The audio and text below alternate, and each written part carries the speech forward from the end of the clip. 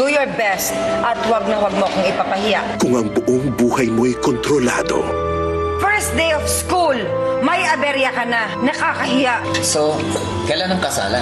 kukwestiyonin mo ba ang mga desisyon mo?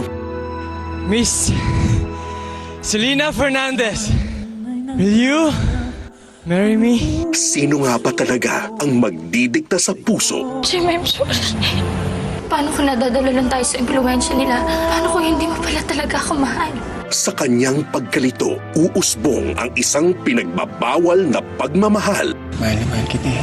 Sarili mong estudyante, pinatulan mo? Pagtataksil, Paano kita mamalayin kung sa puso't isip ko si Jim pa rin? paghihiganti, lahat ng yan ay Ngayong Huwebes, sa pagkamatay ni Sandoval, isang malaking responsibilidad ang maiiwan kay Waldo. Hindi lang naman kasi basta kumpanya yung iniwan niya sa akin eh.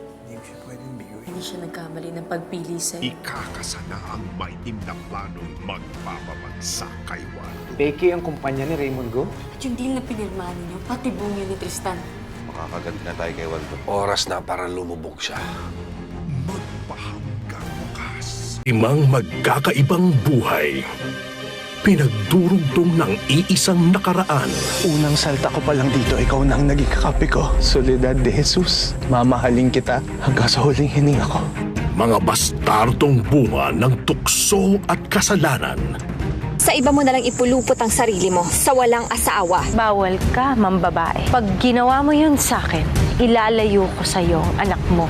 Magsasanga-sanga na ang kanilang mga buhay.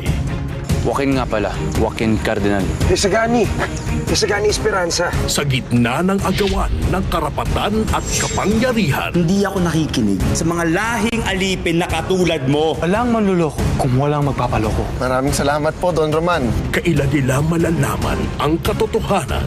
Precious Hearts Romance.